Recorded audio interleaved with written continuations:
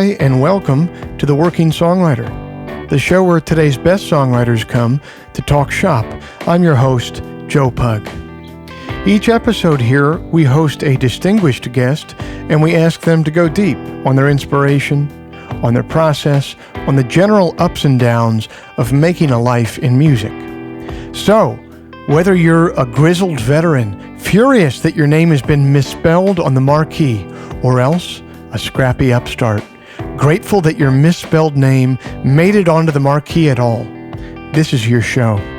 Because ultimately, it is what every writer seeks most, an ironclad excuse to put off actually writing.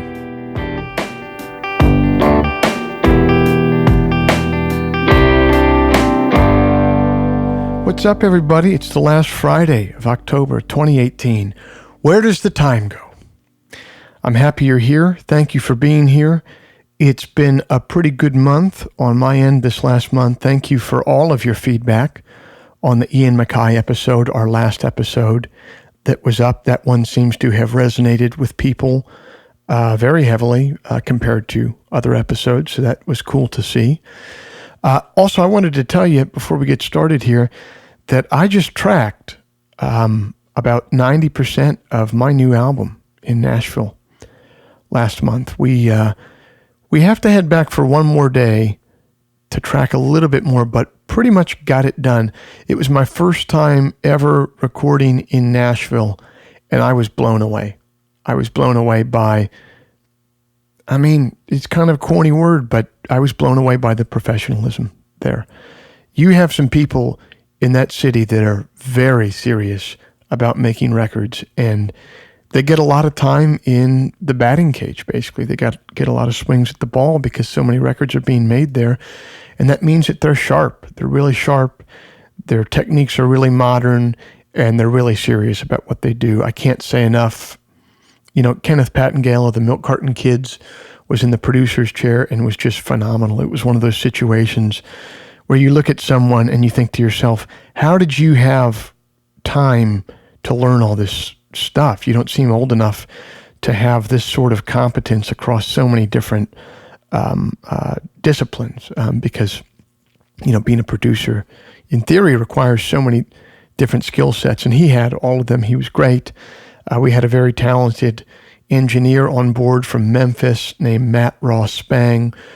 He was helming the board and did a great job. All the musicians just nailed take after take. Nashville, you blew me away. I really couldn't believe, I really can't believe the level at which you guys do things. So for all you listeners out there, I can't wait for you to hear this album. I think it came out great. If you'd like to hear some of my music live in the coming months, here's where I'll be. Tonight, October 26th, on the day of the release of this podcast, I'll be in Boston at City Winery. Tomorrow, October 27th, at the Parlor Room in Northampton, Massachusetts. November 3rd at the Birds Creek Music Festival in Crossville, Tennessee. November 16th at the Ludlow Garage in Cincinnati. The 17th in Worthington, Ohio at the McConnell Art Center. The 18th at Babeville, the 9th Ward in Buffalo. I love me some Buffalo. Then November 20th, will be the final residency show for the podcast in New York City at City Winery with a very special guest. And after Thanksgiving, Colorado, I'm heading your way. It's been a while. November 29th in Colorado Springs at the Ivy Wild School. November 30th, supporting the Little Smokies at the Bluebird in Denver. December 2nd in Fort Collins at the Bohemian Night Series. December 5th, back in Chicago at City Winery. Pick up your tickets for that one because they're going fast. And then December 6th through the 8th in Philadelphia at the Boot and Saddle for the Strand of Oaks Winter Classic. And then I'm shutting it down for a while. I'm not going to tour for a little while after those December shows. So come out and see one if you're close, or tell a friend to come on out. If you're a listener to this podcast, but you never heard any of my songs before, we should rectify that. A good place to do that is over at Spotify. Just search the words Intro to Joe Pug, and a playlist will come up with about 10 of my songs distilled from all the different releases I've put out over the last 10 years that will give you a pretty good idea of what I'm about, musically. Finally, if you enjoy this podcast, if you'd like to help it remain a viable endeavor for me, here's a couple things that you could do to help. First, you could become a supporter of the show over at Patreon. If you're a listener of this show, you probably know this already, but if you're just joining us, Patreon is a platform that allows you to directly support a creative endeavor that you love and find meaningful. So you just head over to their site, Patreon. You search for The Working Songwriter, or you search for my name, and then you sign up to kick in a few bucks every month for the show. It's basically a voluntary subscription, a subscription that you don't have to pay, but that you choose to pay because you dig the show, and you won't miss the price of a cup of coffee every month. And over there, you can grab a sweet Working Songwriter t-shirt designed by Pearl Rachinsky, or you can check out all the other content I've been posting over there for supporters of this show. There's the first episode of The Oaks Chamber with Tim Showalter. There's a Working Songwriter alumni show with BJ Barham of American Aquarium. There's an Ask Me Anything that I taped and posted there. There's audio from our first Working Songwriter live event last month in New York with today's guests on the show, Birds of Chicago. So head on over there, check out the rest of the stuff I've been posting, and help out the show. And if you're not in a place to contribute, a few bucks, that's totally understandable. I've been there. So I just ask that you do the totally free thing of writing a review of the show in iTunes, or even freer than that is just telling a friend who you think would dig the show. And that, my friends, is the whole spiel, all the harassment that I have for you. I have nothing else except for to say I'm glad you're here, and I hope you enjoy this conversation that I had with my friends, JT and Allie from Birds of Chicago.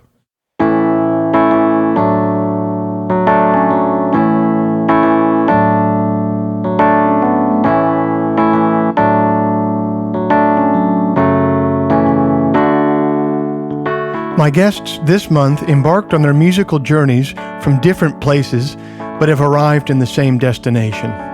Birds of Chicago is the name that husband and wife JT Nero and Allison Russell work under. He had a rock band in Chicago called JT and the Clouds, and she had a roots band across the border in Canada called Po Girl.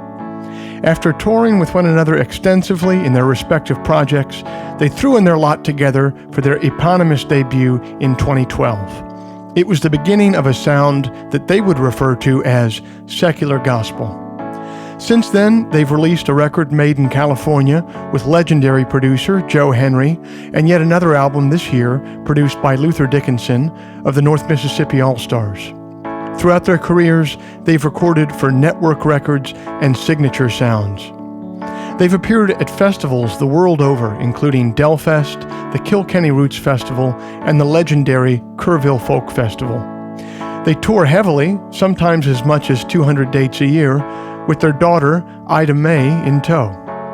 The Chicago Sun-Times has called them two of the most compelling new voices in Americana roots music. No Depression has described their music as poetry set to some of the finest roots melodies you'll hear in this lifetime.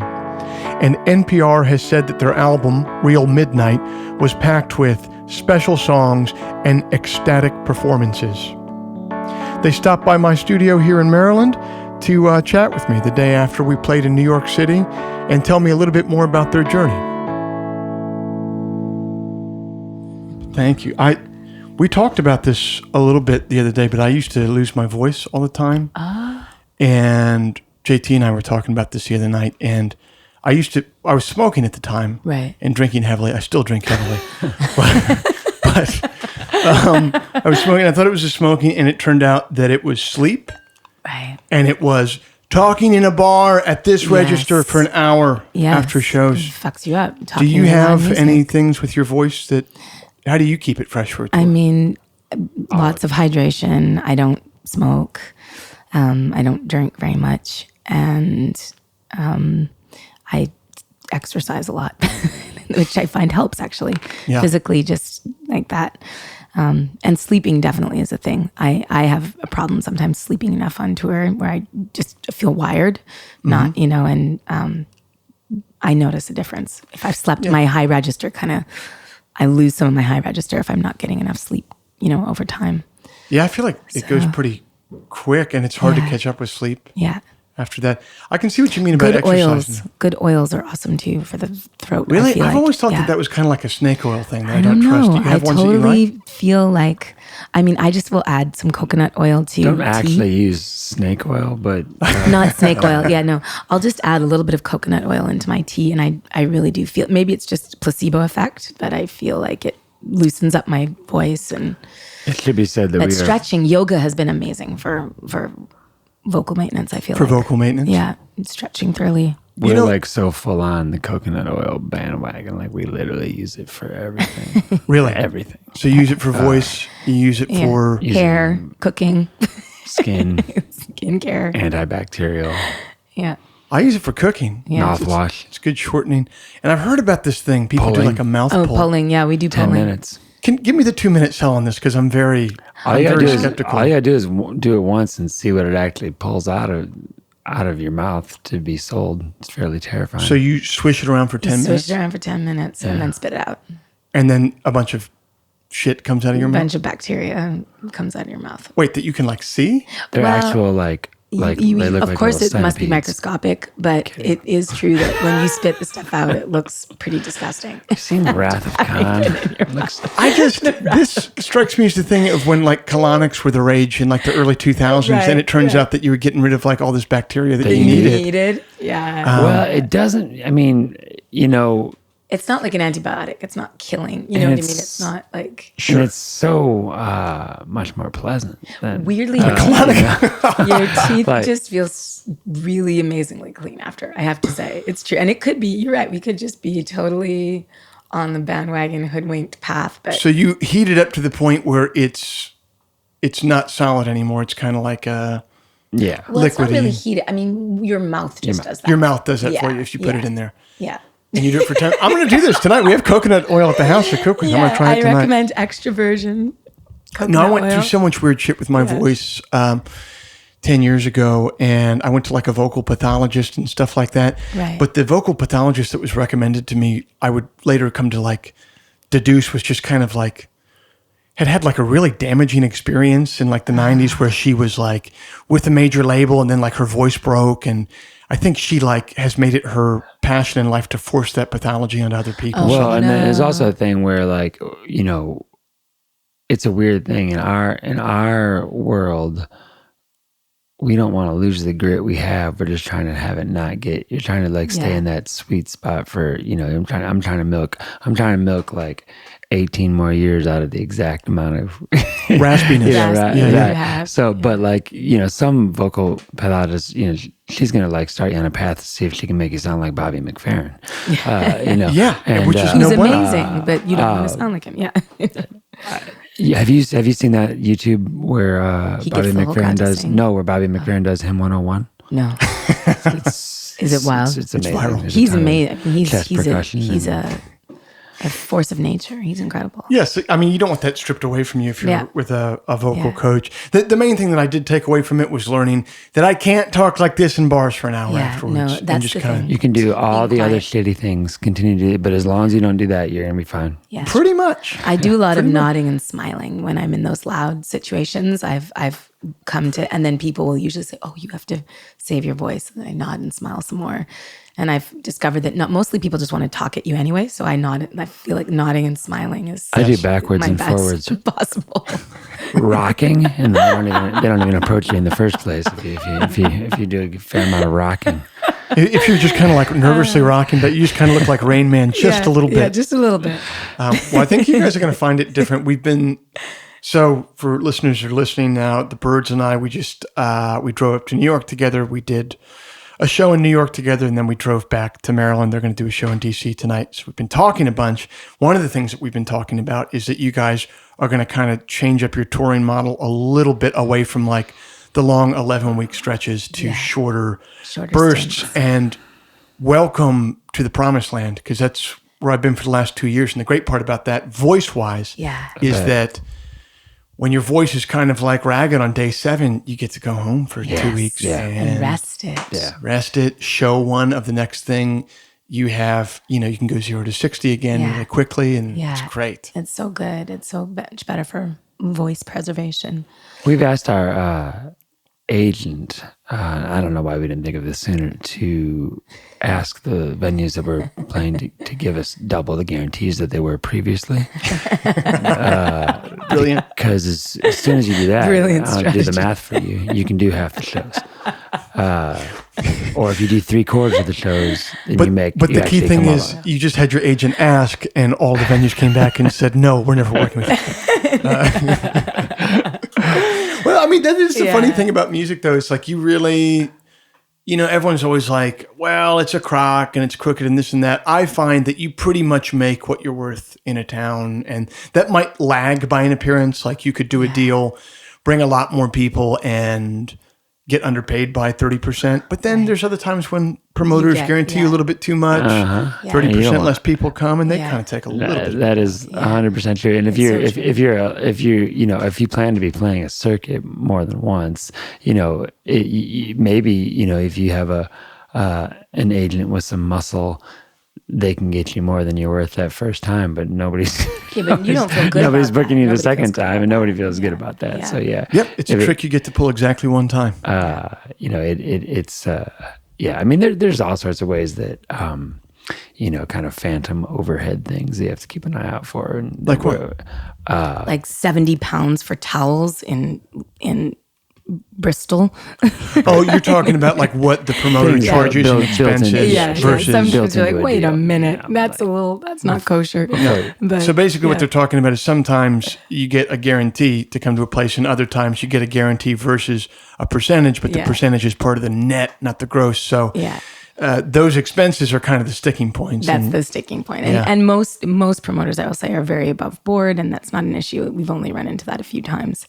But it is really comical when you do come across it and you find these inflated expenses. I remember like 10 years ago when print media was still a thriving, living thing. You would go, and when you'd settle up, they would have Xerox copies of like, here's the ad that we put in the Chicago Reader 3 weeks ago. To prove that their ad budget was legit. What have you been charged? What have you caught people charging you for that was total? Well, that one time really sticks in my mind. 70 pounds for towels. It was, I think, an almost sold out show, and we didn't go into any overage. So, what Joe was talking about, that you have a guarantee versus the percentage. And when you sell out a show, you usually expect to have what's called back end, where you've made more than, the guarantee. And, somehow that was all eaten away in these very comical expenses. Like the hospitality was like 300 pounds, and there'd been like a bag of crisps and Tesco. I got some Tesco sandwiches. I remember mayonnaise flavored crisps. Some flavored crisps and 70 pounds, which at that time was, I think, 150 Canadian dollars. And it's for towels that no one touched or used. There's also, I think in England, one where there was a security fee of like 350 pounds. And it was at a venue that was a very folky leaning venue, as I recall it, probably 3 ushers, not security per se, with probably a combined age of about 225. There wasn't a lot of muscle required, and there wasn't any muscle there. Shout out to folk music and the history of folk, but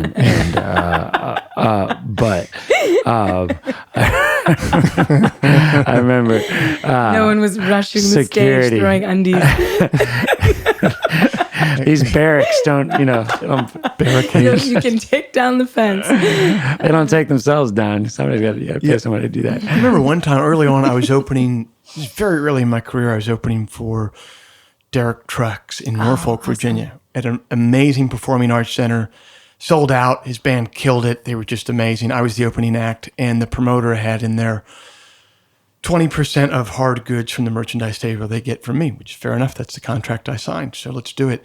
And I remember at the end of the night counting up how much I'd made, and it was a sold out show. Like he had a lot of people there. So I sold a lot of, at the time, CDs. Now always sells vinyl. But And so I counted up what was his take, which was, let's say $100 and change.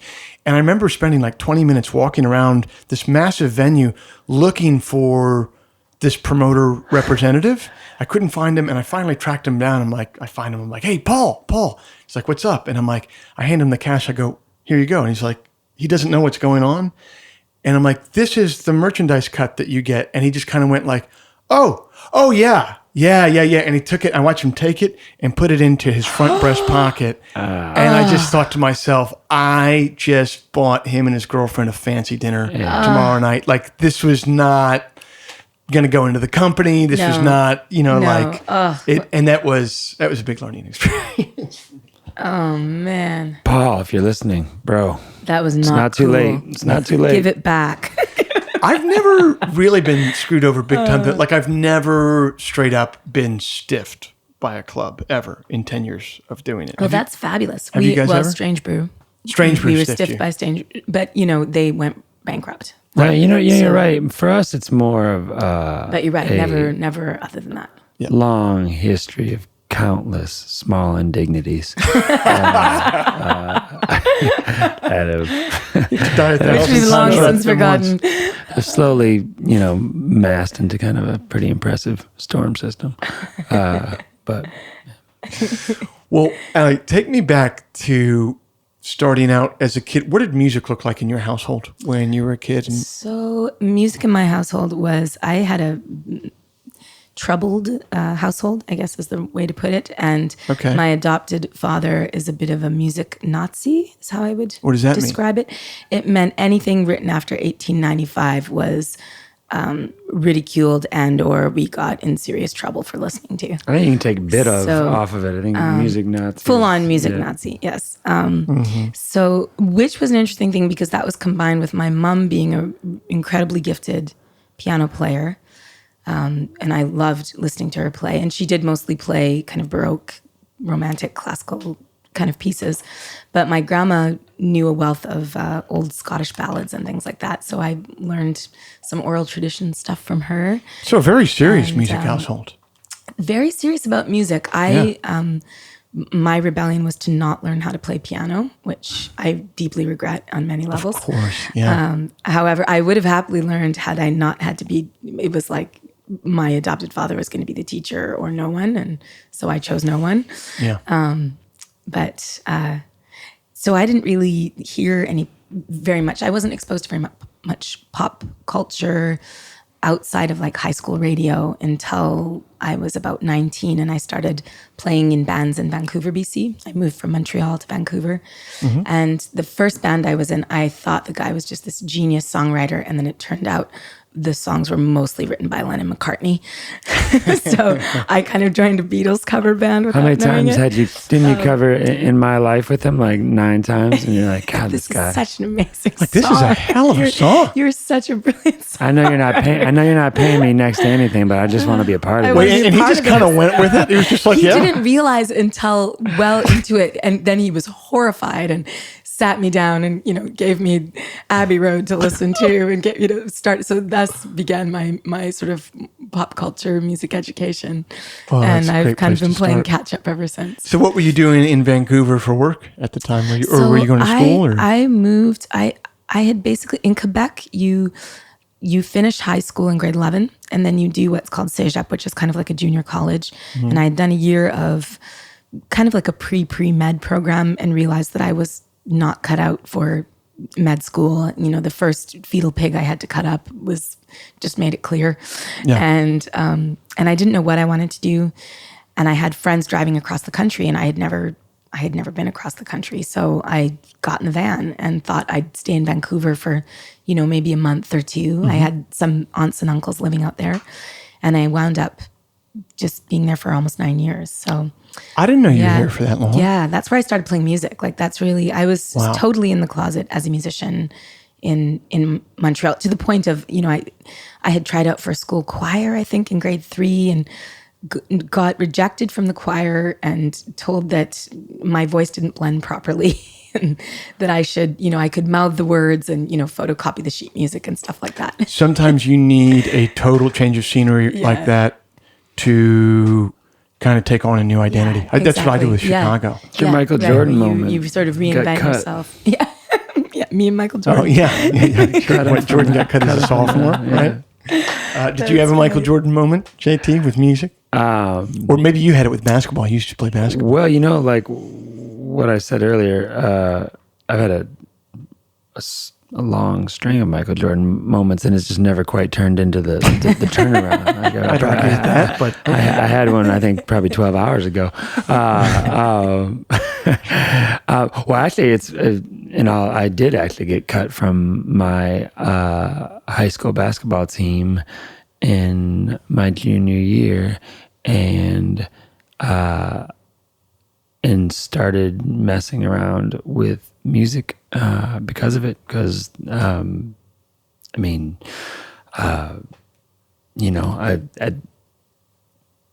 had to be able to meet girls somehow, and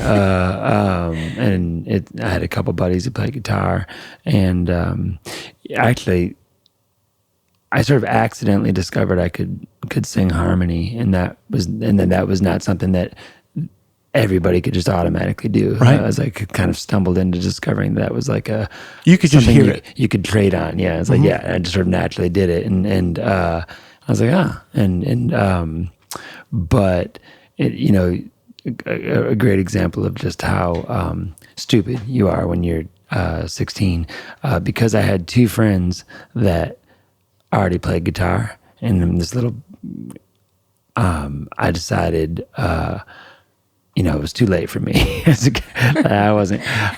These guys had guitar, and I certainly wasn't ever going to be as good as they were.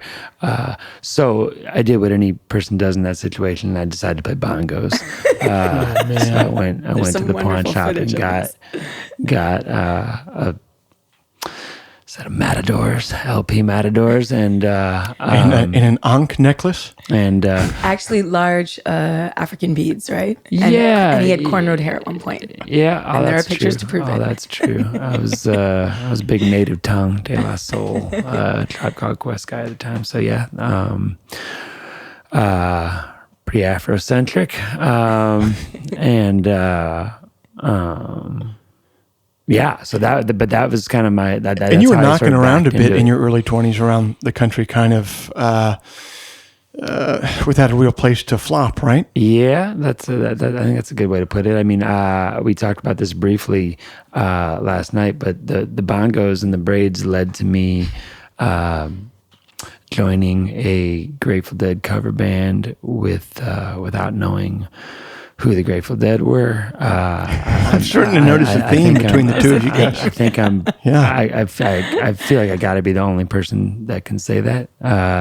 But I kind of like learned about the jam band scene like on the job, and but it was bizarre because it was sort of this thing that was happening, particularly in the mid '90s, late '90s. That was a really robust kind of like thing. Sure. And I mean, it's still a robust thing, but there was a lot of like, Jerry had just died, and so there was kind of like a big like, who's going to be the next, Grateful Dead, and but I was sort of learning about all that on the job, and we were playing college towns in Ohio, and I just thought like being in a band was the easiest thing in the world, because we'd go once and there'd be like 300 hippie kids there, and because it was a scene. I was like, God, this is a piece of cake, but I also sort of discovered on the job fighting back to that ever since that I wasn't really feeling all aspects of, like, I wasn't feeling like the endless noodle jam, and right. but it was. And did the scene get to be a bummer too? Or? Yeah, a little bit. I mean, that was still fun. There's a lot of good things about that scene. I mean, they do self-organize, and they are very devoted to, and there's like, you discover pretty quickly, if you're in it for a while, you start to make distinctions like, oh, there's this bunch of people that actually care about, like, say, Robert Hunter's lyrics, and okay, and that do like respond to like the lyrical aspect of it, and I remember that's what spoke to me first. I was like, I mean, no matter what you think about the long the scene, the trippy, the jam thing that kind of evolved. Like, those Garcia Hunter tunes are just great, beautiful folk and rock and roll tunes. It's just beautiful. Yeah, and he's a real lyric poet. And I remember, I was like, some people are kind of into this, but then some people are just here for like a rootsy rave, Totally, And, but you still get to keep their money. Yeah. No matter why they came. But I'll tell you what, without devolving too much, it was through that I discovered the band. And when I discovered the band, that's when I felt like I'd found my calling. And So that was your skeleton key. Was the band. And then I got out of that band, and a woman who was in the band with me, Michelle McGrath, and I moved to San Francisco together to start playing our own music. And but it was definitely when I discovered the band Through the Dead, I was like, those are my people. There's my home. Yeah. And then that led to, and I discovered the Staple Singers, and then it was like, that was kind of, my road to Americana, which literally finding your way to your own sound, I think is, for whatever reason, you're pulled to certain people's sounds and you just kind of copy that. And then I forget, maybe it was Annie Dillard who wrote this, might have been someone else. They said, when you're reading a writer that you love and adore, let's say you're reading Hemingway or you're listening to a band song, and when you come across one sentence in a paragraph or one half lyric in a song that you're kind of like, I wouldn't have done that. Don't like that. Right. That's your voice there, because now you're perfecting. You're first. It's got to be someone you like. Yeah, it has to be someone that you adore and look up to. Because at that point, at least internally, you realize that internally you think enough of yourself on a gut level to make a little to make a left turn, side turn, to break with the to be an apostate, I guess. Yeah. Now, you guys both performed in your different projects for quite a while. Birds of Chicago, the first eponymous album, came out in 2012. Can you speak a little bit to how your creative process is different now than it used to be when you were your own solo kind of creative entities? If it's different at all, I don't know. Maybe it's the same and you just push it together. I think it's changed for sure. Like, I think when I'm writing now, I'm writing more towards this group, like our sort of tribe of musicians and JT's instincts. I'm definitely much more selective about what songs I bring forward to the table because I'm such an admirer of his writing. That sort of takes the pressure off as well. He's a lot more prolific as a writer, and it sort of allows me to take my time with it a bit more, I guess, which has been nice for me. I got you. Yeah. So like in a way, you don't feel like you have to populate an entire 12-song LP. Exactly. You would much rather drill down on 3, in your opinion, perfect songs. Yeah, 3 songs that fit whatever it is that we happen to be doing at that moment, or. And so you're doing that stuff on your own and then bringing it to the band. You guys aren't necessarily sitting down knee to knee to. Yeah, we've co-written a couple on the new record, but more where I'll like add a verse in French or something like that, which is something I like to do. But JT he started to write kind of for my voice, or not kind of, for my voice, and I love that. And I feel like it's bringing out a whole other side. How the hell do you do that? Of his feminine side is showing more. That was, I think, probably what led to the genesis of the band itself, as opposed to us just kind of continuing to collaborate. Because I just, and it happened organically, and it was just a great kind of surprise. I just noticed that some new songs would crop up, and right out of the gate they'd be kind of announcing themselves as Allie's song, to sing, and that in any of these things, we're always thankful. Anything with making and with art making, we're always thankful when the process isn't intellectual. When you are aware of something happening and it feeling good when it's happening, and then it's your job to stay the hell out of the way of it happening. And that was sort of a thrilling thing, because it went. She went from being just a singer that just one of my favorite singers, to there was sort of an internalization where I felt like, I could, she was speaking. What's an example of how you stay the hell out of the way of a thing that's working? I think, I guess not overanalyzing yeah, is one of the things, not over editing before time. Like, of course, there's a very important place for the self-edit, but I think sometimes that comes in too early in the process when maybe it's easy to get self-conscious about one's own oeuvre and like start sort of being this outside ear or eye before time, I think. And that's sort of vague, but I guess I'm just trying to stick with the creative impulse and see it through before you judge it or before you tear it apart. That's actually very specific. You're saying fit it into the thing that you think that you are, or Yeah, you're basically saying separate the creation process from the editing process. Yes, easier said than done, and which is way easier said than done. It's very difficult I find it very difficult to turn off the self-editor and a kind of a self-consciousness that comes from sort of feeling like an imposter as an artist all the time or something like that. Yeah. Where you're sort of like... I think one of the reasons you see people do some of their greatest work after some sort of real emotional trauma, the obvious is a breakup or something, is because... Or death. Sure. There's nothing that like...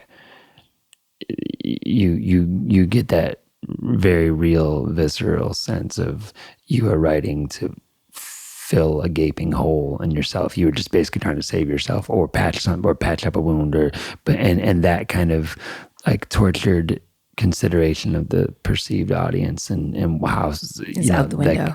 Like, is disappears for a while, and that's always the place that I'm trying to get back to, which feels not the trauma, but sure. Just that sort of sense of it's, to me, it's one of the best kind of ironies about it. I think that you connect with the most people when you are the most inward. And I don't simply mean writing about yourself. I don't mean that at all, but just when you're you are writing to soothe something that needs soothing in your own, in your own soul. And you're just kind of obeying your intuition as far as how that hole needs to be patched up, not what you think it needs to be patched up. Yeah. I guess it's like having more direct line to the subconscious, is where I think some of the most compelling art comes from. And it's hard to get to that place, I think.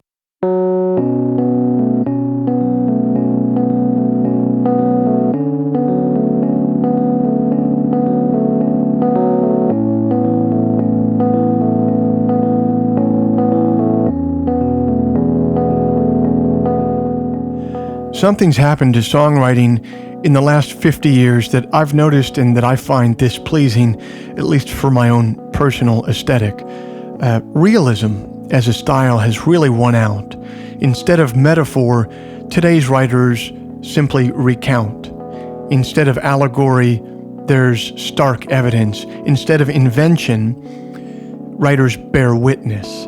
It almost feels journalistic to me, and for many artists, I'm sure that that's a conscious choice. To them, that literal style probably reads as direct, confrontational, and altogether modern. And they're probably right, but to me, it's just too on the nose, too obvious, heavy-handed. I'm not telling you that I'm right, I'm just telling you what I prefer. When Birds of Chicago closed out their show in New York City with me last month, they played American Flowers, a song of theirs. It was their final song. It's a powerful song that speaks to our current cultural moment in America without spoon-feeding their audience conclusions. It says something without saying it. It holds words back, which I think speaks volumes. It's my favorite style of songwriting. The refrain goes, "I have seen American flowers all across this land, from the banks of the Shenandoah along the Rio Grande. Do not fear the winter blowing in the hearts of men. I have seen American flowers, they will bloom again." While thumbing through a recent issue of The New Yorker, I came upon a poem that was written by none other than Joe Henry, the producer who so evocatively brought to life JT and Allie's album, Real Midnight. Apparently, he's not just a record producer and songwriter, but a published poet. I guess some guys have all the fun. Now, I'm not sure what he intended the poem to mean, which already makes it a winner in my book, but I read it as a beautiful, strange allegory for the times that we're living in now, culturally and politically. And in the poem, he demonstrates, just like JT and Allie's song, American Flowers, the brute force of saying something without saying it. The poem is entitled, Death of Sound. The bells in chaos rake out from Christ Church, clipped and sudden and on the quarter hour, as if ringing out the death of sound itself. People fill the streets this Friday evening and walk in procession, crowd into Lord Cowards and stand 3 deep at the bar, a grim wake. I find my voice will no longer carry. It has set down its bags beneath an iron bench at an easement into the park and laid down on it, flat and cracked as peasant bread. From here forward, our eyes and ears will need to do more. Receive the cries from those without harbor and flicker out alarm, ship to shore. We'll have to sing out silent song in gesture, bear witness while God's own truth speaks for itself. This, until again we are worthy of our heart's true devotion, willing to let it stand and spark upon our tongues like the salt of the sea and roar.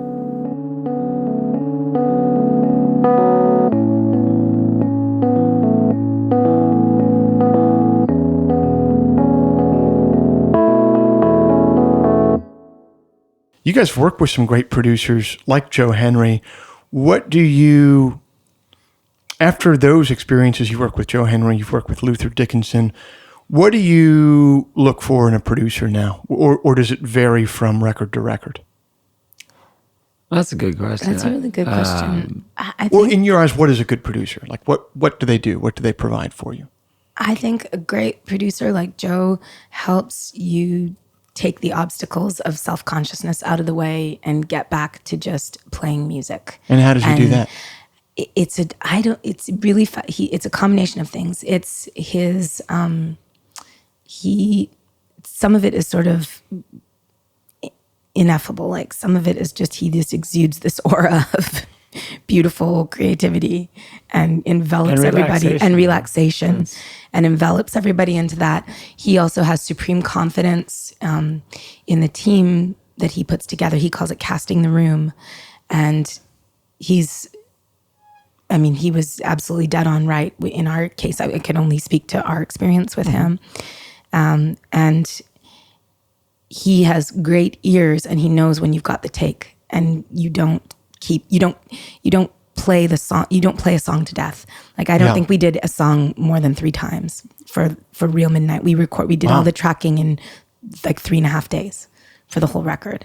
And it was the most joyous, painless, wonderful. And then Ryan Freeland, of course, has to be given huge recognition within that. Ryan Freeland is the engineer that Joe mostly works with. And did he mix that record too? He did, okay. Yeah. And he's just, he's a brilliant engineer and he captures everything and you think you're doing a run through, you think you're just practicing it and that's the take, and he's captured it. So part of it, it's knowing your team, it's knowing the people. It's a big part of what Joe insists on when you're recording with him is not over rehearsing those songs. He doesn't want you to go in there really super rehearsed because then you've gone past that point where he's the most excited, and I feel like I'm the most excited when I'm listening, like stuff like music from Big Pink, or when you're listening to songs that are just coalescing and it's just people in a room really vibing on playing with each other, and then you also really capture that with some fidelity and I would say, because don't get me wrong, I think that there are I could name 5 records that I deeply love and are full of immense soul and love for the world that were meticulously put together. Like D'Angelo's. So there's no one, right way, obviously. But I will say that it was an eye-opening thing. It was something I think I probably 70% believed or 80% believed before we went with Joe. But when it's your own stuff, it's scary. But that thing of letting go of the notion of the perfect take, and what you're trying to do is capture, just like when you're writing a song, capture honest moments between humans that feel somehow emotionally relevant. And knowing when it happens, and moving on, and that I think is it's as she said, it's a hard skill to like put on a resume or say what, but like that when you get done with a record and you feel like it's full of those moments, well then you're. Well, the record is your resume at that point. Yeah. And that's, that's a producer for me. And I think, and also they're not trying to put some sort of like patented sound upon an artist. They're kind of going deeply into who each artist is musically, individually, that they work with, Sure. Like Joe's resume speaks for itself, and none of those records sound alike. They don't, you're not like, oh, that Alan Toussaint record sounded just like that Bonnie Raitt record, or Sure. that they're totally different because they're totally different artists, and he's following the thread, with each of them individually. And I think it works for that I guess reason. I'm just so, like, I totally get the deal of like not wanting it to be too rehearsed and kind of just going in. But like in my mind, that would work a lot better in like the 1970s music business, when it's like, okay, here's the budget. You guys are going into the studio for 2 months. Yeah. Right, You're going to live there and you're going to capture it. Like for me, it's always just been like, there's a little bit of studio time tonight, so come correct. Yes. Sure. Yes. And so we're sitting right now at this little studio that I'm building, and that's what this is for. Like next week, I'm going to go to Nashville and record a proper record in a place, and I'm ready to go for that. But I'd like to be able to start making stuff that's more, if I get a good take while I'm writing a song, and I have the preamps and a couple mics that can capture it, so that someone who's great at mixing has something to work with, then I think that would be a positive thing. But I've just never had any experience with that myself personally to this point. So it's interesting to hear you guys say that. Yeah. I mean, there is a very real reason why we've all, had the experience of seeing a band live and loving them deeply and immediately, and then putting on the record and not hating it, but like there's some X factor of joy missing. Just is not there. Yeah. And if you made a record, it's because every single thing you do, you're aware of the stakes. You could calculate what that next guitar solo take is going to cost you if you flub it, Yeah. And that is not a conducive environment to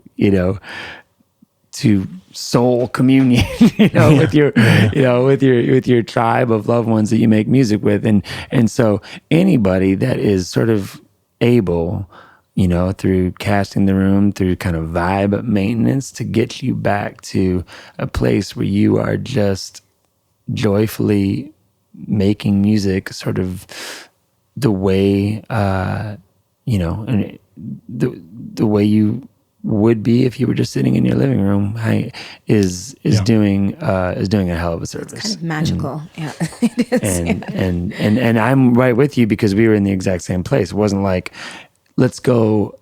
I think I said those exact words. So that, I was like, when I was worried, this approach would be great if someone said, hey, here's $100,000. Right. Go spend a month. Right. I know we're going to get some good stuff. Right. This would be a great approach with somebody else's money, for sure. It was terrifying. It was a stretch for us financially to do that project with Joe, but it's really the best. It was a sort of, I don't know, it was quite a revelatory experience, I think, and changed how we approach the studio ever after. Well, that's graduate school for you right there. Yeah, it was. It was like a master's class, like graduate. It was. Yeah. It's rad. Talk to me a little bit about what it's like to raise a kid on the road a little bit. Your daughter has been traveling with you the first 4.5 years of her life. She's now in school, and as kids that age tend to be, they don't want to be around mom and dad. They want to be around kids their age. Right. But what was that like to have a baby and then a toddler on the road?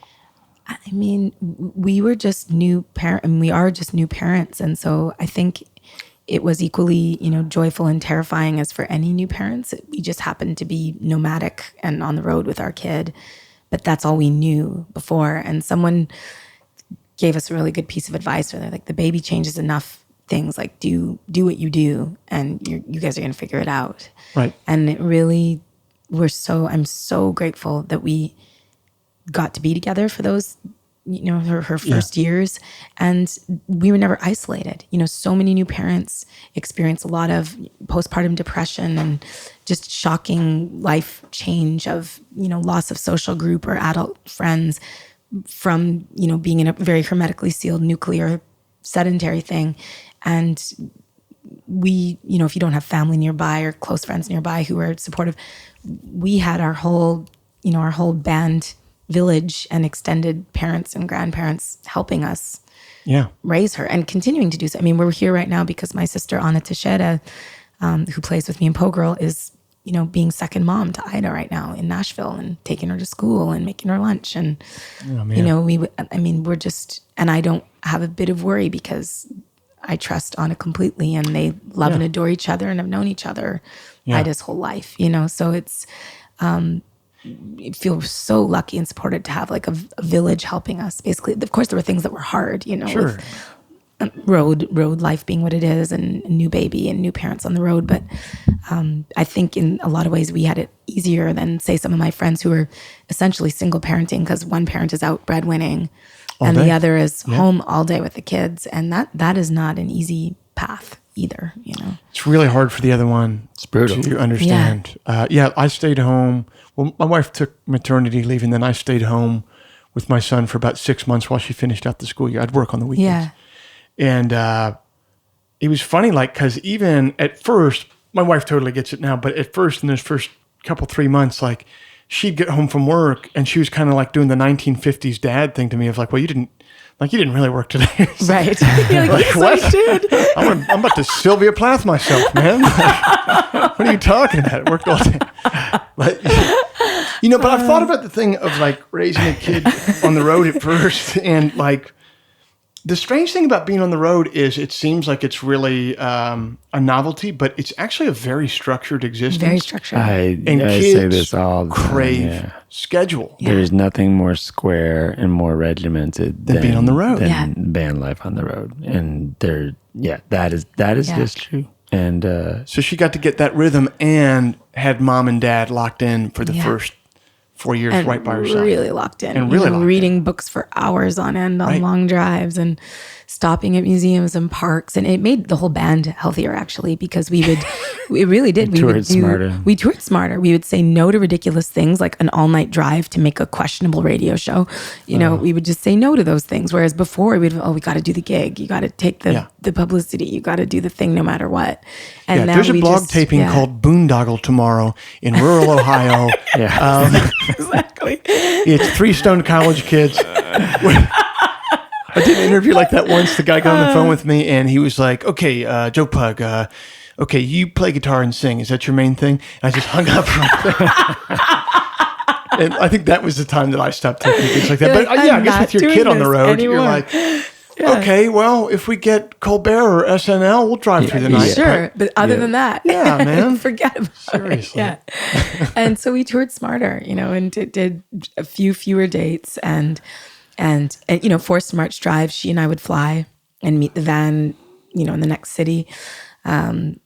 We stopped at beautiful places around, national parks and just regular parks and museums and libraries and, just checked out things, butterfly houses, things we would never have thought to do, which are actually lovely for everybody. It's like A lot of the butterflies. swimming pools. Stop at a pool. It's a hot day. Yeah. Stop at a pool and go for a swim. That's civilized. It was civilized, and A lot of it the is butterflies in those civilized. butterfly houses are constantly being mangled and killed. Let's stare at that in the face.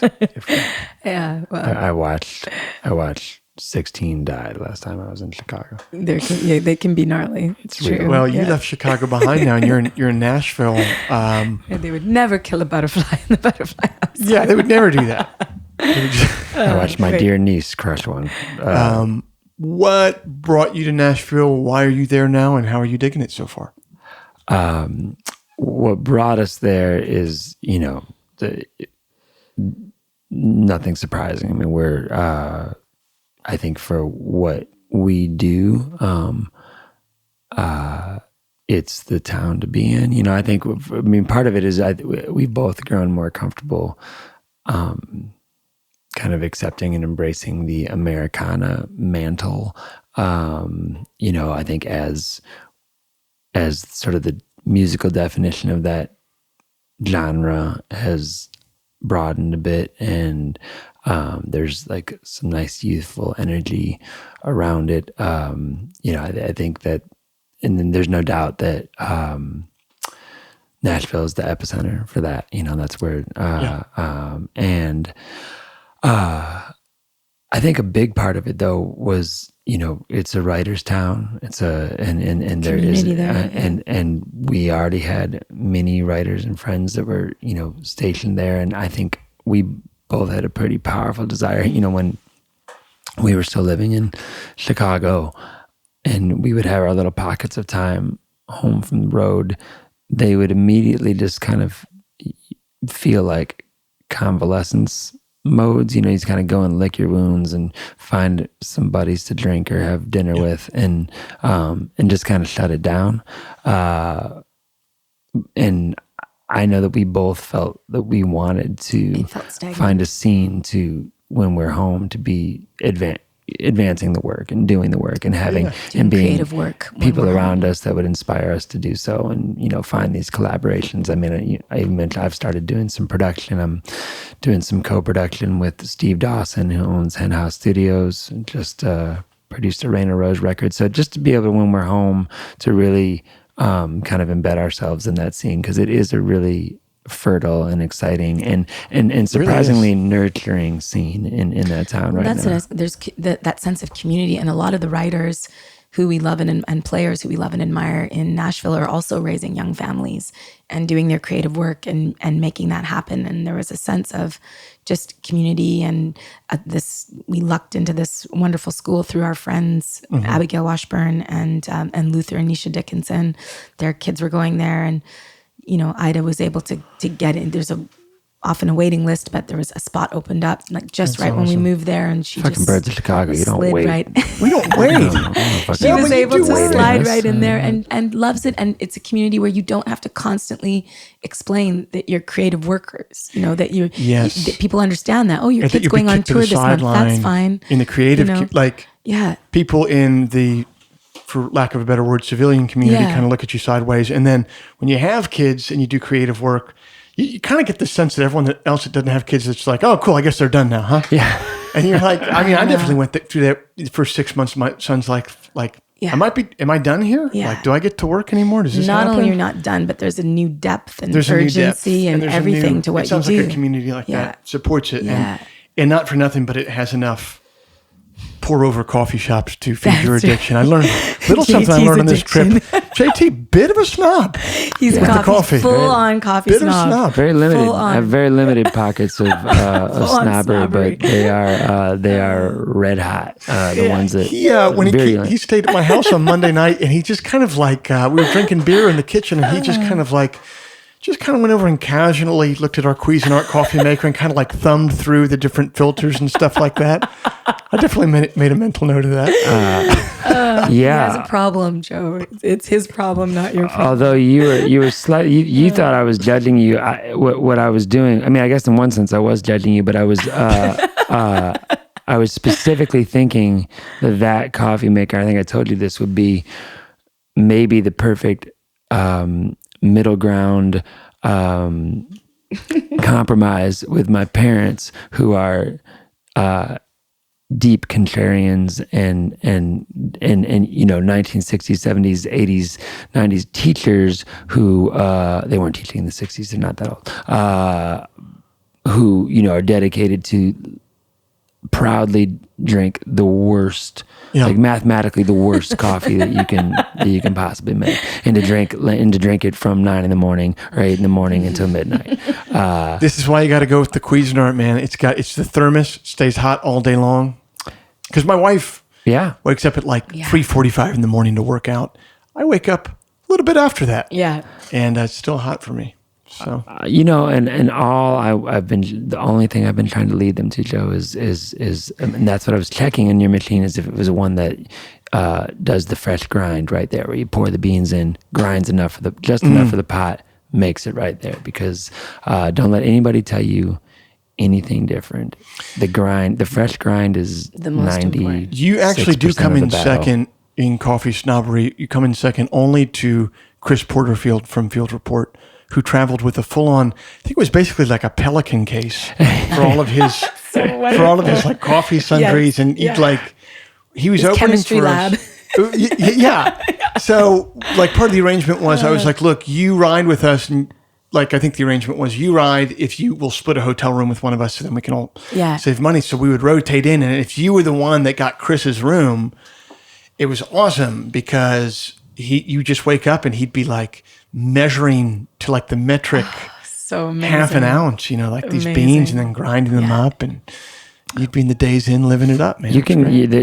There's no bottom depth. You can always go deeper. I mean, isn't it Harris and Darlingside who you were completely out of your depth? And Harrison Point, Harris is a serious coffee man. They do like the monkey shit coffee and stuff like that. He's like a scientist. Yeah, he's like it's like the exact temperature. It's guano. The exact temperature and high acidity, bro. Yeah. Oh, that's a real thing, right? That's a real thing. The guano coffee. Yeah. So crazy. Well, the end of this interview kind of went off the rails, but other than that, we got to do some really good creative talking. I'm so glad you guys did this show with me last night and take this episode today. I really appreciate it. Thank you. Just know that we're leaving a lot of good stuff on the table here. I'm really excited about your new songs and your new record. I'm super excited about it. Thank you. I'm really excited too. I feel like the work has been put in now, and now I just get to go reap. Not reap the benefits, but really just sit down and play the music rather than the tortured part of bringing it out of you. Yeah. So, thank you. Yeah, you played what, a couple last night? I'm super stoked. Really excited. Okay, guys. Well, I won't see you next week, but I'll be staying in your house in Nashville next week. Yes, stay in our house. Say hi to our child. I will. All right, roommates. Great rapping. All right, buddy.